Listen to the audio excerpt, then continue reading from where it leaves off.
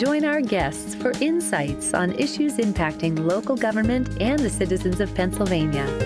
Created by the Pennsylvania State Association of Boroughs, Inside Pennsylvania Boroughs connects you to legislation and policy that will affect you and your family. Your host, Chris Kapp, and his guests discuss current affairs that matter to you most. Connect with your state by tuning into Inside Pennsylvania Boroughs on Sundays here on PCN.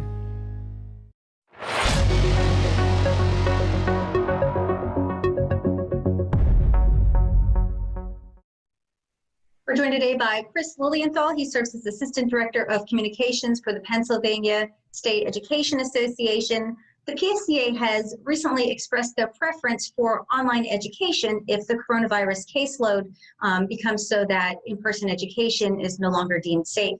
How do you make that determination as to what is a safe level of caseload, basically, to determine whether or not to educate in classrooms or not? Yeah, so last week, PSEA's president sent a letter to Governor Wolf, and in that letter, we urged the governor to direct every school district in the state to have a plan in place for the delivery of online instruction if, in fact, we see cases continue to rise and it's determined that it's unsafe for students and for staff to return to school. And really, I want to emphasize, we view this really as a last resort. That said, in education, planning is everything. And so we really do believe it's incredibly important for school districts to have those plans in place so that we're not caught off guard if that's what happens. Certainly, we hope that that doesn't happen. And our members very much want to be back in the classroom next month and in September. They missed being with their students in the spring, and they're really looking forward to being back with them. The key here is we got to keep everyone safe. And so that really means listening to the experts, following the science and the latest research that's coming out, and making a determination that's really informed by the data about whether it is safe to open our school buildings. And as a reminder to our viewers, who is represented by PSEA? PSEA represents 180,000, we have 180,000 members, and that includes teachers and support professionals in our public schools, as well as college students who are studying to be teachers and retirees. We represent school nurses, school counselors, all the wonderful professionals in your public school community. What have been the most common concerns that have been expressed by your members about returning to school? Sure. Yeah, our members are understandably very concerned, just as parents are very concerned, and all Pennsylvanians really are. That's why we're talking about this today. It's incredibly important that we make sure that our schools are safe environments for students and for staff before reopening them. Our members' top concern really is making sure that educators have a voice in the processes that are unfolding right now across the state. School districts are putting together health and safety plans that will guide their reopening. Many school districts across the Commonwealth have reached out to teachers. They've reached out to our members. They've included their viewpoints. They've reached out to the community as well, to health experts. And it really, that's the way it should be done. And we're pleased to see it that way. So our members' top concern right now is making sure that we have a good process in place so that these health plans take the input of everyone who's involved, all the stakeholders, and that we come to a place where we're making sure that we are following the science, that we are making sure that there's procedures in place to keep students 6 feet apart, social distance in common spaces, making sure that there's good procedures for wearing masks, good procedures for student flow through the building. One of the big things that we don't think about is just how much kids are passing through parts of the building, whether it's their arrival at school in the morning or their dismissal at the end of the day, or the cafeteria line. Cafeterias were not built for social distance. So we really have to be thinking about how we serve meals to students at lunch. And all of that's happening right now. So our members really want to make sure that their voices are heard, that those considerations are being looked at, and that everyone is following the science so that when we do get to that point where we can reopen our school buildings, that we don't have to worry about unsafe procedures. We want to know that every possible protection is in place that we can put in place. What guidance has the Department of Education provided in terms of planning for the new school year? Yeah, the Pennsylvania Department of Education has provided a variety of resources that are informed by the Pennsylvania Health Department and the Centers for Disease Control and Prevention. We've been very impressed with the science-based approach that the department has taken in providing resources. It has certainly been challenging for school districts to process and collect and review all of the various guidances that have been coming out. Not just from the State Department of Education, but from federal sources, from healthcare experts. So back in May, one of the things that PSEA did, we teamed up with 7 other education groups, including the Pennsylvania School Boards Association, the Pennsylvania Association of School Administrators, as well as a number of other groups, to form a task force that went through and reviewed all of the various guidances and research research based on school reopening. And we looked at all of that. We brought together 150 experts from our various organizations. And we looked at all that. We formed small groups that just looked at every aspect of your daily life at school. And we produced a report that came out in mid-June. We view it as a roadmap to safe reopening. And it laid out all of the recommendations that are coming from various sources. The goal was really to produce a document that could provide a resource to school districts. Many school districts are going to be looking at different types of issues depending on where they are, depending on what's going on in their community. And so we wanted to have a document that would allow for school districts to easily adapt the recommendations to their specific needs. And so that's what we put out, and that's the role we've been trying to play throughout this process. What standard protocols are being considered to keep both students as well as faculty and staff safe? Yeah, well, one of the two of the most important ones, of course, are maintaining social distance throughout the school building and wearing masks. As you know, and as your viewers know, there is a universal mask requirement in place currently in Pennsylvania whenever you're out in public, and that will apply to schools. And so there is some concern. There's a lot of anxiety, to be sure, among educators and among students and their families about this requirement. The research is just so clear, though, that wearing masks is one of the most important ways that we can prevent the spread of this disease. So we are very supportive of that. We've been trying to work with our members, especially teachers who instruct elementary school kids, kindergartners, first graders, second graders. That's where you're going to have some of the biggest challenges, certainly. So we've been trying to provide some resources to those teachers about how they can incorporate into the actual curriculum, storybooks, lessons that incorporate masks, that normalize it and kind of help kids understand that it's kind of part of daily life for a lot of people. So that's one we've been trying to help there.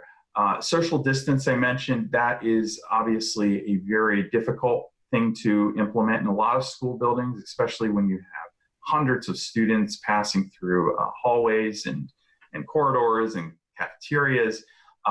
So some of the procedures that have been put in place to address that have been one-way hallways where possible, staggering the number of kids coming into the cafeteria at any one time. In some cases, kids will be eating lunch in the classroom instead of in the cafeteria.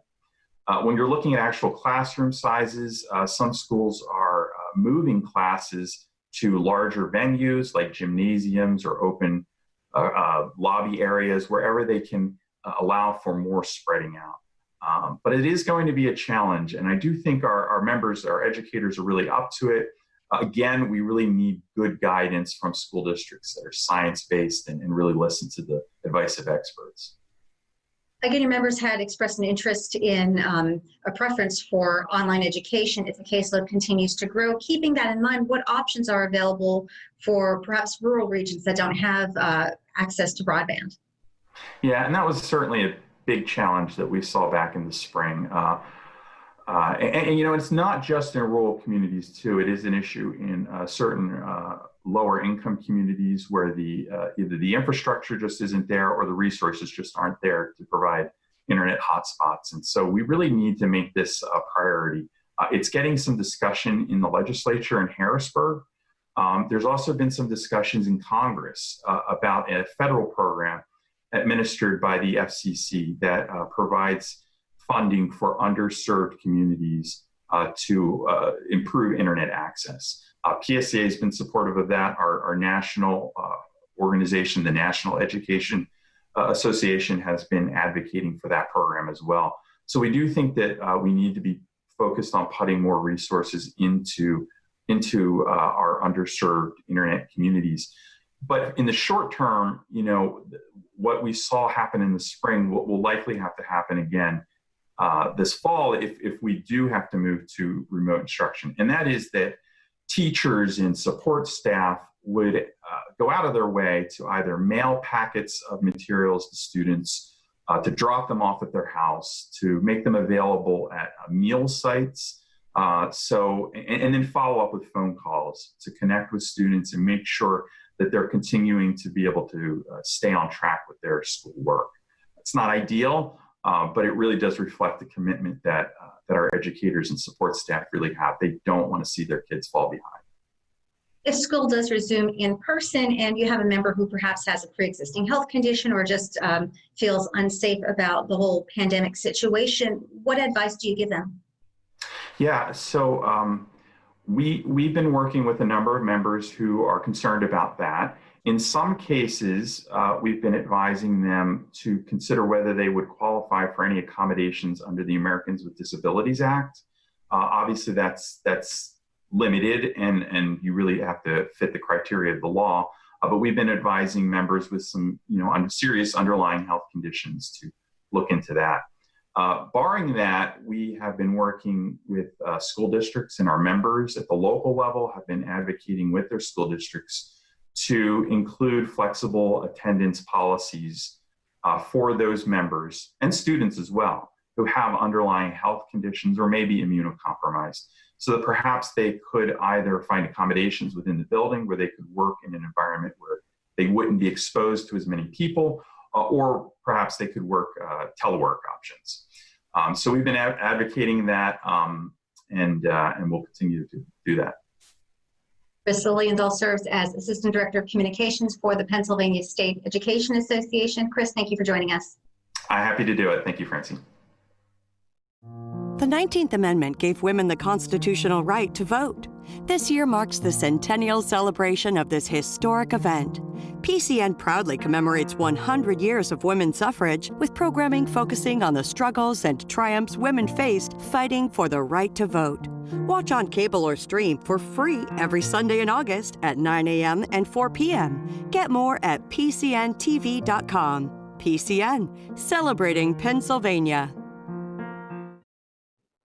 We're joined today by State Representative Todd Stevens. You're sponsoring a bill known as a red flag bill that would be aimed at preventing firearm suicides. For those not familiar, can you explain what your bill would do? Sure. So this bill would create what are called extreme risk protection orders. It's also called a red flags law in some states. But in essence, it would let loved ones or family members, law enforcement, go before a judge when they're worried about a family member or loved one who's in crisis. Sort of the classic stereotypical example would be someone maybe who's going through a tough time, maybe going through a rough divorce, or having a custody battle, or maybe lost their job, but in one way or another might be depressed and exhibiting some signs of concern that a family member notices and can go to a judge and say, hey, look, my brother is normally a terrific, law-abiding, responsible gun owner. But right now he's going through a tough time. I'm aware of all the data that suggests and shows that firearm owners, unfortunately, fall victim to suicide more often than non-firearm owners. And so, I'd like to temporarily suspend his firearms rights just for a short period of time, no more than a year. He would have a full hearing. The gun owner, gets a full hearing and an opportunity, obviously, to offer their side of the story. But then the judge could go ahead and suspend their firearms rights for up to a year. During that year, the individual retains the right to go back before the judge at any point in time and say, hey, look, I was going through a rough time, but things are fine now. I've as the Billy Joel song goes, I've got a new wife, I've got a new life, the family's fine. And so, could you please restore my rights? And the judge could go ahead and do that. And these have been implemented all across the country with great success. There's a lot of good data to show that they've reduced suicides dramatically in states like Connecticut and Indiana, things like that. So I've been working to bring them here to Pennsylvania. The state police had recently announced that gun sales had significantly increased as a result of the coronavirus. Does that intensify your desire to get this bill passed at this time? It does. There's a lot of really concerning data about, again, first-time gun buyers. Now, we don't know how many of these folks are buying a firearm for the first time, but there's a lot of really concerning data about first-time gun buyers and the relationship to suicide. And so, again, I think if we follow the data and we look at that data and help use that data to inform our policy decisions, I think we can save lives here while protecting Second Amendment rights and ensuring that people are given full due process and have the opportunity to be heard, but saving lives in the meantime. Now, you just mentioned Second Amendment rights, and that's one of the biggest criticisms I've seen. How do you respond if someone's concerned that their Second Amendment rights are being infringed upon? Well, it's just not true. Today in Pennsylvania, a gun owner can be what's called 302'd, involuntarily committed. They get no hearing. They get no right to cross-examine a witness. They get no lawyer. They get no opportunity to be heard whatsoever. And that's a lifetime ban that comes with that involuntary commitment. In the end, what my bill does is it actually provides a mechanism for gun owners to have their firearms rights restored who are in crisis. And, it provides far more rights than gun owners have under the current scenario that we have in Pennsylvania. But at the same time, will offer the opportunity to save lives through the intervention early before a crisis occurs. How has similar legislation worked in other states? It's worked out really well. I mentioned Connecticut and Indiana. Those states have had these in place for some time. And more states around the country are adopting them. I think we're closing in on 20 states, I believe it's 17, 18 states that have these in place now. And so we're getting some really compelling data about reductions in suicides and other gun deaths. And so it's encouraging. Where's your bill in the legislative process? So there's been a bill introduced over in the Senate. My bill has also been introduced in the House. It is in the House Judiciary Committee. The chairman there has expressed some serious reservations about the bill, but I continue to have hope that either the Senate or the House will take this issue up, recognizing its importance and really the severity of the situation. A lot of people don't realize that 2/3 of all gun deaths are suicides. Suicides don't make the headlines the way homicides do, but it's obviously a much bigger problem than gun homicides. As I said, 2/3 of all gun deaths, both in Pennsylvania and nationally, are suicides. And we can prevent them. We can intervene before a tragedy occurs. We just need to put tools in place like red flags laws in order to keep people safe. On a separate note, you're also sponsoring a bill that would create a grant program for small businesses, particularly restaurants and taverns that have been affected by coronavirus-related losses. Tell us about your bill. Well, this bill would allocate $250 million of CARES Act money. That's money we receive from the federal government for the impact of the coronavirus here in Pennsylvania. And, our small business restaurants are just getting hammered right now. They were closed down for such a long period of time, and they operate on such thin margins to begin with. And so, these orders, and I understand there certainly are significant health and safety concerns, and these restaurants are incurring a tremendous amount of expense to comply with those health and safety guidelines that have been promulgated. But now they're limited to 25% of their capacity indoors. And, when they're operating, most of those restaurants that I've spoken to in my area are operating on a margin of around 10 or 11%. You can't cut your capacity by 75% and survive on a margin of 10 or 11%, and make it and survive. So we've got to throw them a lifeline. And, my bill would provide grants so that they can help, look, they still have mortgages or rent payments to make, a lot of fixed costs. Many of them finance their equipment, over periods of time. They still have those bills coming due.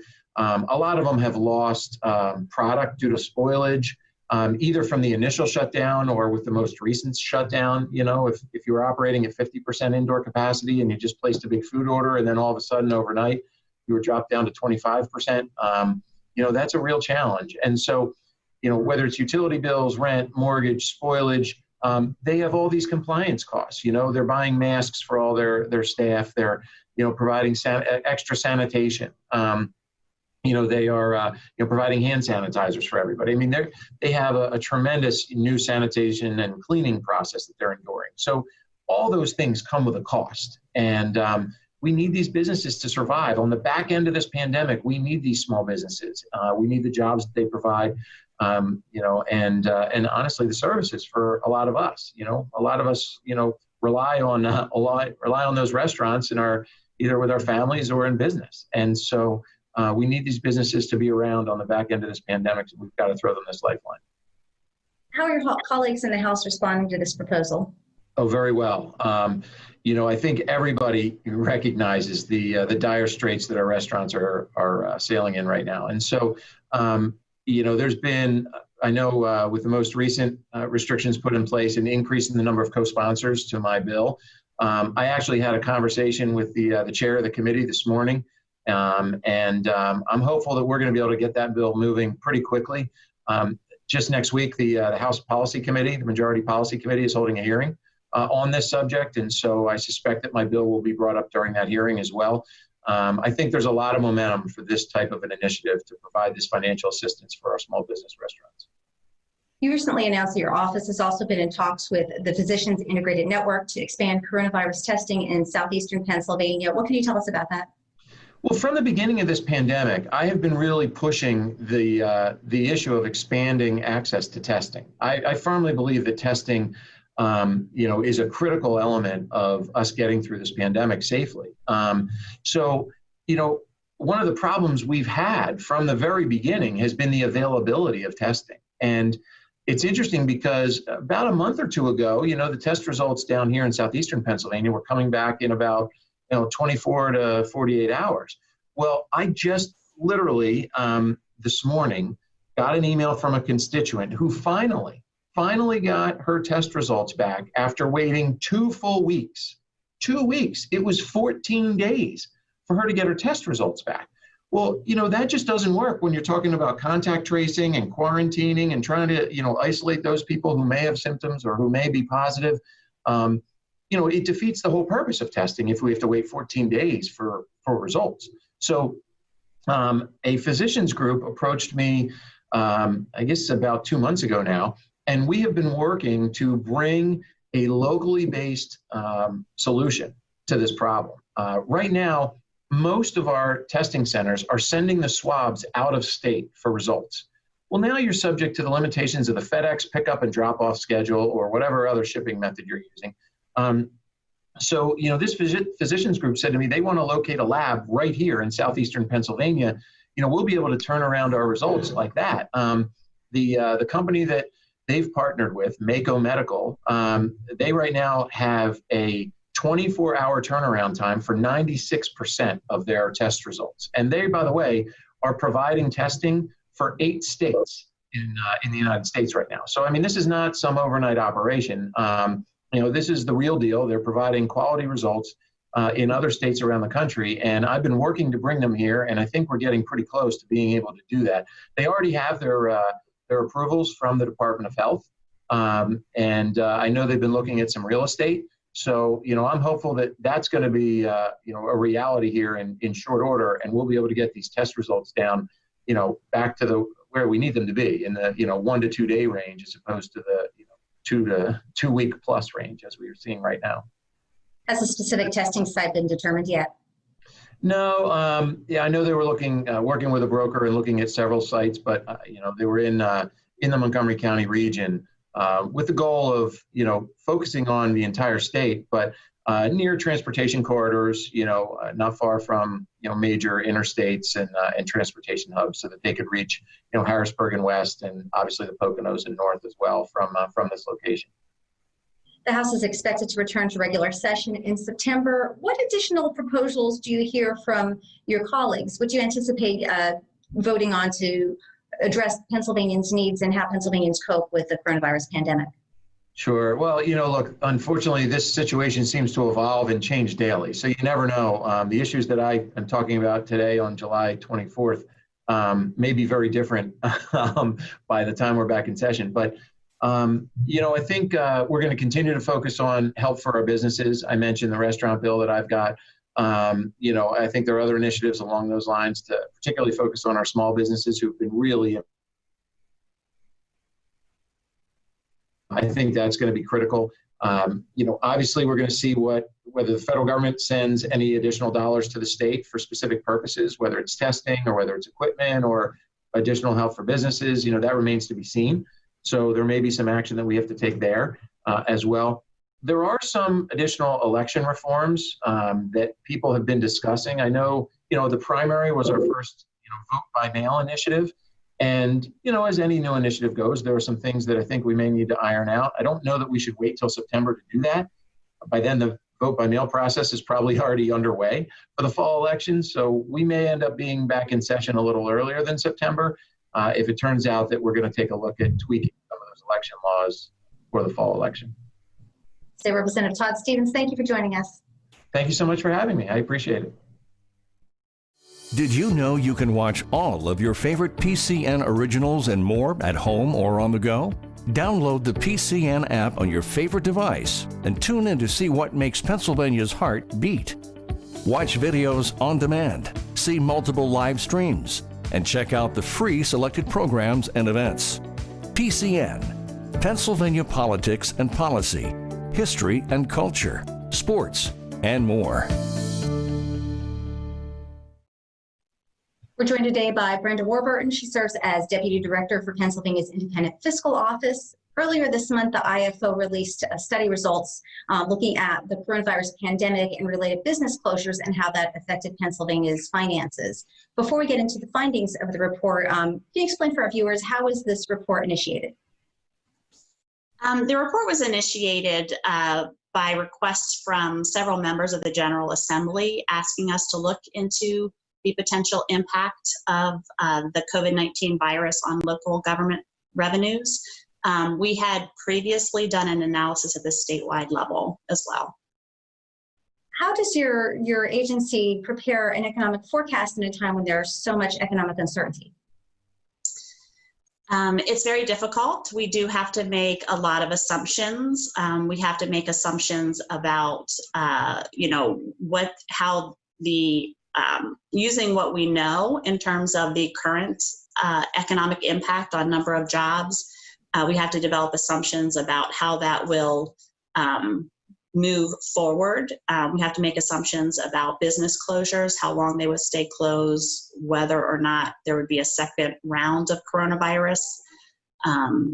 So we do think that, or our analysis assumes, I should say, that the level of employment will increase gradually over the next 4 quarters, so that by the time we get to 2021 first quarter, there would still be about a 6% job loss statewide. In general, how have coronavirus-related business closures affected the state's finances? So statewide, we just ended the 2019-20 fiscal year, and revenues were short about $3.2 billion versus expected. We think that about $1.3 billion was actual economic losses, but there was also about $1.9 billion that was just shifted to the next fiscal year because of tax due date extensions. What was the effect of the federal stimulus bill in Pennsylvania? The federal stimulus bill, we think, added more than $80 billion to the local economy in Pennsylvania. There was over $25 billion between state and local unemployment compensation benefits being paid. We also saw almost $11 billion in economic impact payments.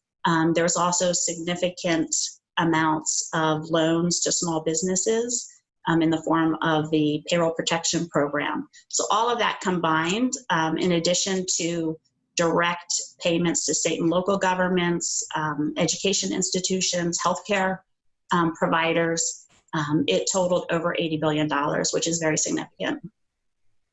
How do you predict when or even whether consumer spending habits will resume to the normal pace of spending, traveling, et cetera? Well, we have spending has held up better than we anticipated. We have seen shifts in consumption.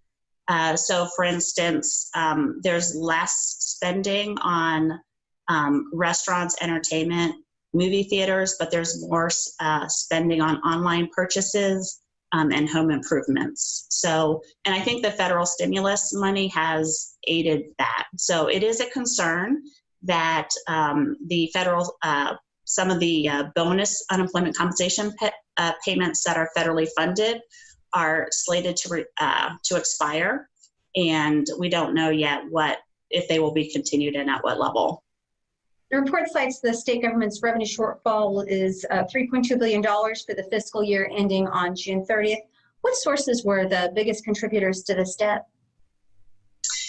We saw significant declines in all three major revenue sources, so corporate net income tax, sales and use tax, and the personal income tax. Is there any anticipation that some of the tax money may be replenished now that the July 15th tax deadline has passed? Yes, we're watching that very closely. We do see the sales and use tax revenues coming in as we had projected, but it's too early yet to know whether the personal income tax will come as projected. As I said, we were expecting about $1.4 billion or so to be shifted from the 2019-20 fiscal year. It would normally have come in April. It's now due June 15th, or July 15th, I'm sorry. What role have job losses and unemployment compensation played in the current fiscal picture in Pennsylvania? Well, statewide, we experienced over 1 million job losses in April, which was a really staggering number. It set a record level of unemployment at 16.1%. But we did see that certain industry sectors were more affected than others. So, for instance, the arts and entertainment, the accommodations and food service sectors experienced loss of jobs of greater than 50 and even 60%. Whereas other sectors were much less impacted. Professional services, healthcare to some extent, the government sector. And so we used that information to inform how the COVID-19 might impact local governments in Pennsylvania. Has the Independent Fiscal Office been able to analyze how Pennsylvania compares to perhaps other states and how they have been affected economically?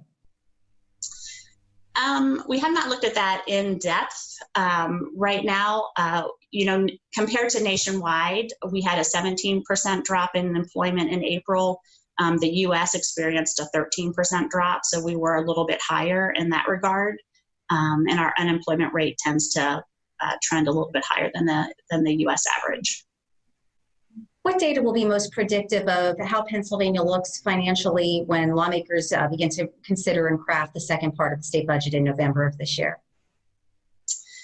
I think we're closely watching revenues. The withholding data, the personal income tax withholding data, gives a very good real-time snapshot of the employment situation in Pennsylvania. That then feeds into sales and use tax collections and corporate tax collections. So really the employment is the key economic indicator to watch at this point. I think it will also depend on how the federal stimulus and any additional aid that the federal government might provide. Brenda Warburton serves as Deputy Director at Pennsylvania's Independent Fiscal Office. Thank you for joining us today. Thank you.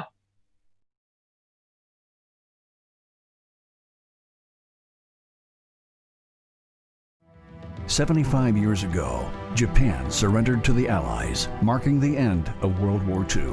PCN remembers our heroes who served in World War II with a Voices of Veterans Marathon. Get a rare glimpse into the stories only they can tell. Watch August 14th on cable and streaming. Get more at PCNTV.com. PCN,